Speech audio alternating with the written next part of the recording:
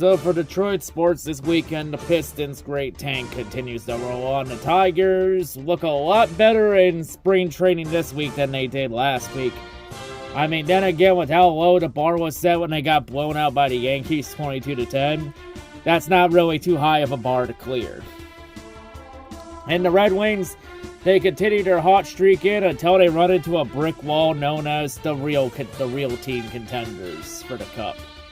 So let's take a look at how Detroit sports fared this week. Detroit basketball! So of course the Pistons week started off pretty controversially as they had a loss to the Magic to start the week. At which the loss to the Magic ended up being controversial because at the end of the game ended up being decided by ref ball. Beep. Because apparently now body checking is legal in the NBA if you're playing against Detroit.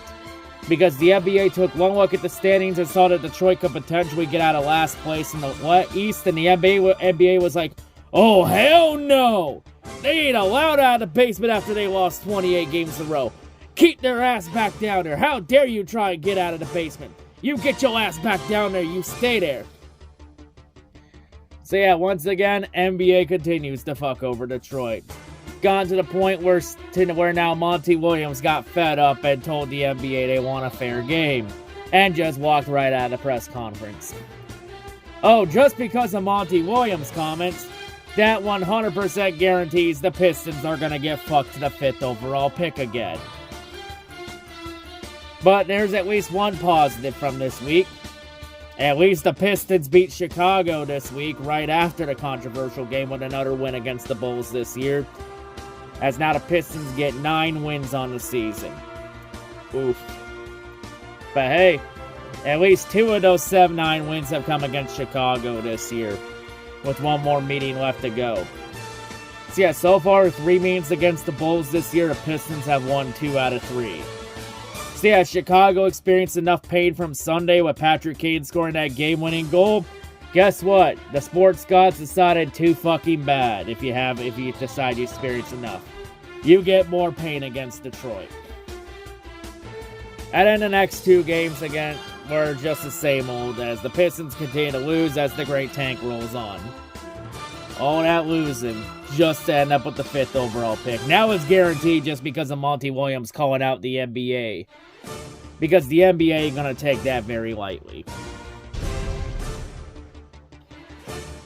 Well, for Tiger spring training, it's an improvement this week over what happened at the start spring training. But then, and honestly, the Tigers, they were easily the best team in Detroit this week. That's the good news for the Tigers. They were the best team this week. The bad news, it doesn't really mean anything because it's preseason. I mean, it's pretty easy to look really good in preseason when it doesn't fucking matter and preseason games are just test and tune-up sessions. But hey, Tigers, take some joy in there.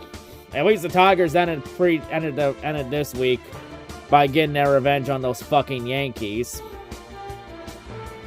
So yeah, at least there's some positives to come out of it. You know, looked very good though. Still a long ways to go in preseason, especially with how unpredictable as all hell baseball is. But yeah, at least some positives to take out of there.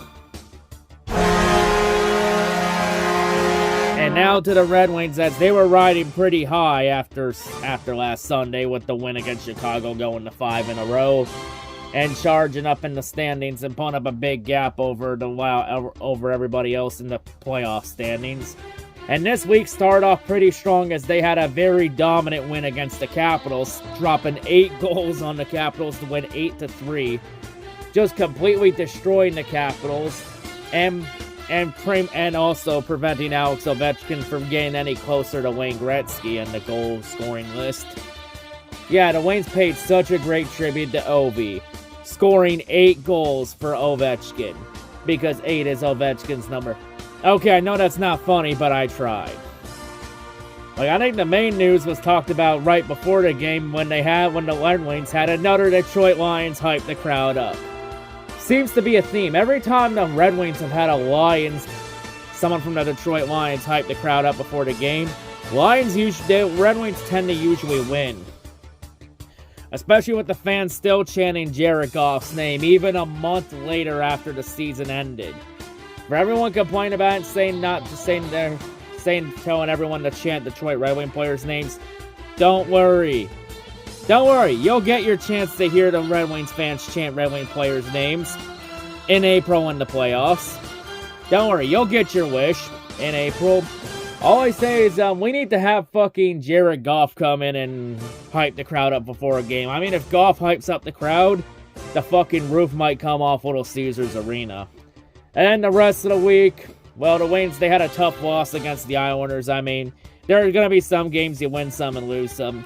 And then Saturday, in a nationally televised game against Florida, the Wings looked completely flat as they ran into a real team.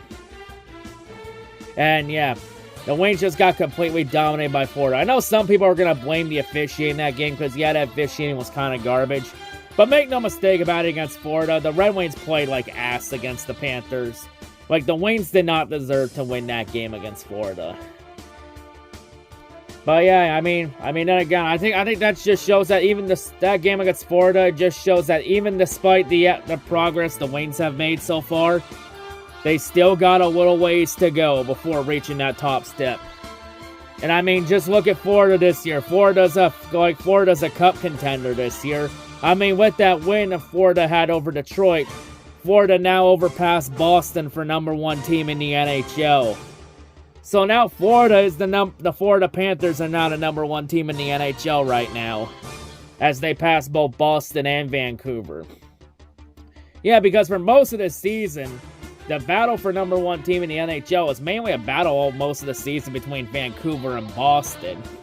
But now Florida has come in and joined the mix. Even the New York Rangers have come in and joined the mix too. See, honorable mention to the Rangers. Like, so far, though, despite it, the Wings are still in a pretty good spot. They're still, like, 5-6 points above the cut line. And so, like, they're about 2.5, 3 games ahead of everybody else for a wild card spot. They're still ahead of Tampa Bay right now. Like, if you look at the standings, if the playoffs start today, the Red Wings will be facing the New York Rangers in the first round as it stands.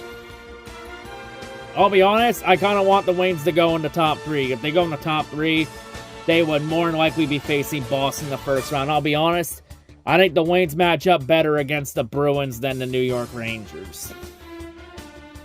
Plus, right now at the playoffs start today, Boston's first round opponent would be Toronto. Like, honestly, who the fuck wants to see Boston versus Toronto again? We've seen that song and dance so many times the last decade. All it's gonna be is just Boston bit-slapping Toronto in 7 games again, and giving Toronto fans more PTSD and intensifying that victim complex of theirs. Because Boston justifiably owns Toronto like slaves. But yeah, the Wings, though, they still got a lot of work to do if they want to catch Toronto for 3rd in the Atlantic, to possibly get a first-round matchup against Boston and force Toronto's ass into the wild card. But yeah, still ways to go, though. But of course, with the trade deadline, it's about a week or 2 away, and it's been rumored that the Wings are looking at buying at the deadline. As the rumors are, the Wings are looking to move one of their blue line pieces on defense to upgrade the defensive core, and they're also looking for an impact forward as well. Honestly, on that list, I'm kind of surprised they aren't looking at a goalie upgrade. Then again, there really isn't much on the goalie market right now that they can use to upgrade it, so they're kind of stuck with what they got, but they can improve everything else, though. And a lot of people have said that they're expecting a big move out of Steve Yzerman. I mean, if there's one thing I've learned from Steve Yzerman during his time in Detroit so far, and that is always expect the unexpected. One example of expecting the unexpected, just look at his first draft in 2019. Nobody thought he would ever take Moritz Seider 6 overall, until he did. And look how that's worked out so far. But yeah, despite the Wings' improvements, though, still ways to go to competing in the Cup. But hey, if they make the playoffs, they have a chance. Like, just make the dance, and you got a chance if you get hot at the right time. Because the Wings, they're like a light switch. They're either on or they're off. And there's really no in between. So yeah, we got the trade deadline coming up in the NHL, which will be more talk about what else there is in Detroit sports. And also, Detroit Lions also NFL free agency starts up, and the Lions are going to be looking to be pretty aggressive in free agency. So yeah, there's going to be quite a bit to talk about these coming weeks around March. Especially now with the draft combine over, and in about a week or so, we'll be starting draft previews as well. But yeah, quite a bit to look forward to in terms of Detroit sports content on this channel with the Lions, because with draft season coming up in Detroit next month, and with the draft coming up in Detroit next month. But anyway, that'll wrap it up here. See you all next week. I'm out.